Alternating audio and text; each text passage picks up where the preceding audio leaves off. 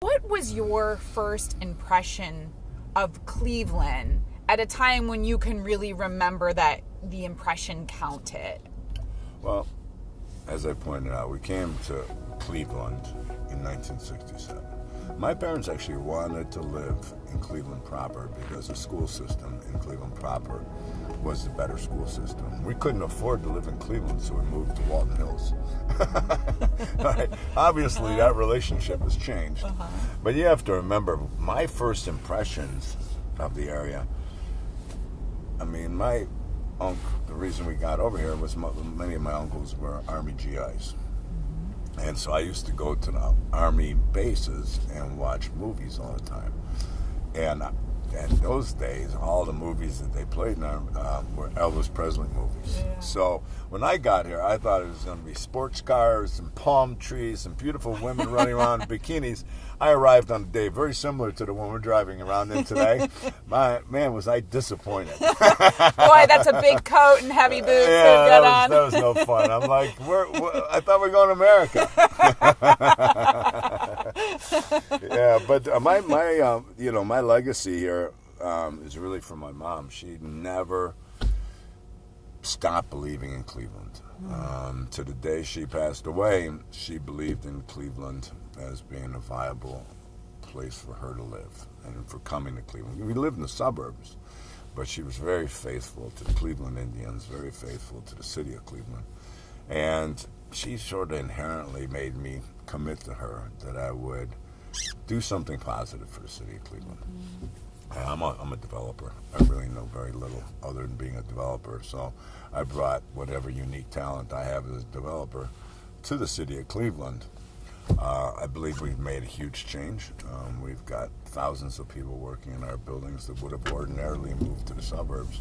You know what's interesting is that your family, your parents move here to build a better life for you. And now you're literally building better pieces of the city. Isn't that interesting how that works? Yeah. I mean, well, one of the things that we do that is kind of behind the scenes is we do a lot of scholarship programs with young people in the city of Cleveland. And the three things that we look for is financial need, of course, academic excellence, and the fact that they're immigrants to the United States. And I will tell you that without any second thoughts, all of these parents are looking for their kids to make a better place in the United States.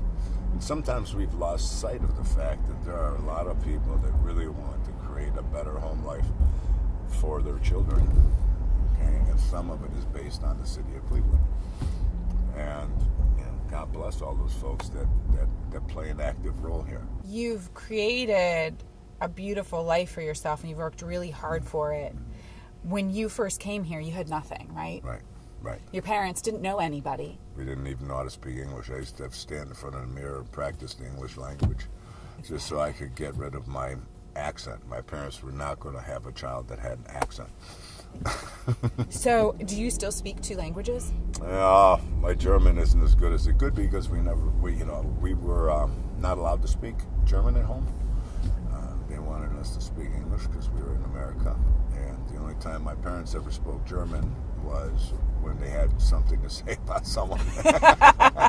So you come here, you have nothing, you have no connections, you don't speak the language, your parents don't really have money. Right. I always find that fascinating when people are able to build up an empire, so to speak, when they've had no connections or no automatic help along the way. Was that just like hard work and drive? Where does that come from in your family? I think my parents always knew what they wanted to do. At the end, they saved for years, 10, 15 years, so they could build their first building. We did have one connection when we came here. My uncle had a small tool and die shop in Walton Hills. So my dad went to work there originally, and then he found a piece of land that he could afford, and he built a little 6,000 square foot building on it, and he rented that out, and then that leveraged himself into the next building. So, I don't think they even thought about it twice. I think they just realized I have some money, I'm going to invest it in what I understand and know best, which in his case, he was a bricklayer. was building buildings. You don't just arrive here and become successful, right? I mean, you're going to need some help. My father got some help from some very well-meaning people. I ultimately got some help from some great teachers. We've all had commitments to the region that helped us get started. And I always knew, even when I was a young person, that I was going to build the first half of my career was going to be to make money. And the second half of my career was to do something a little more philanthropic and charitable. We've created situations that are ongoing. We've created profit centers. We've created job centers. We've created refugee housing. We've created, other things. And we do, and we're proud of all of it. So it's actually an easy mission. But you need blessings to bless others. Right. Exactly right. And, I know I'm sitting in Bernie Moreno's car. In this fancy Rolls Royce. Right, this fancy car. And I have to appreciate this will be the first, maybe even the last time I'll ever be in a fancy Rolls Royce. But Bernie Moreno, I will tell you that he has done a lot for the city of Cleveland, and he's also a very generous individual, and it goes a long way. So the 9, you've got the Kardashians filming Keeping Up with the Kardashians there. I remember, whether many people would call them antics, but Johnny Manziel lived there. Yeah. So you see a lot of well-known, famous faces coming and going, which brought certainly some added attention to the 9. What was your vision when you first built? Well, I'll be honest with you. The 9, the hotel itself, really is a little bit, is my brother's vision. He really wanted to create a hotel that would cater to the adults in all of us. I think what's sort of a compliment to the facility is that we get many more. We're actually busier on weekends than we are on weekdays. It's become the go-to place for staycations, where couples come.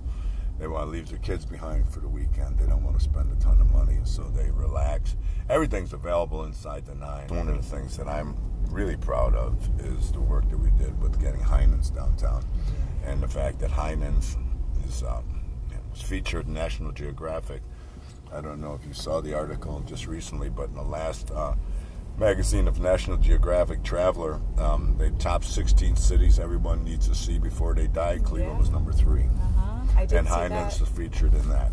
It would have been a real shame for us to take the Heinen's Rotunda and turn it into a law firm.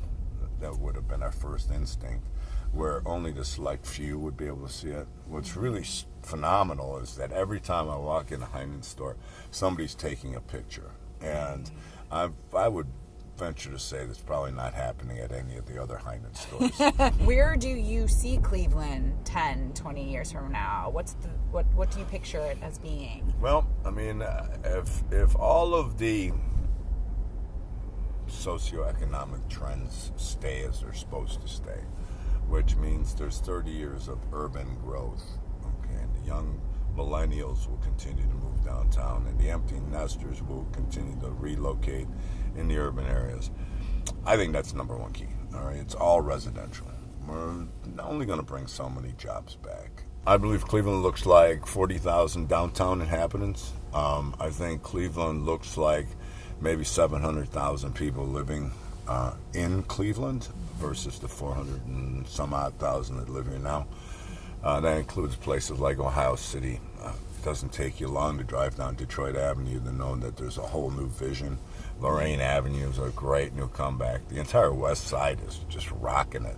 So it's just a wonderful feeling to see things happening. With great success, you often learn from big mistakes, right? Mistakes ultimately lead to opportunity at some point. Right.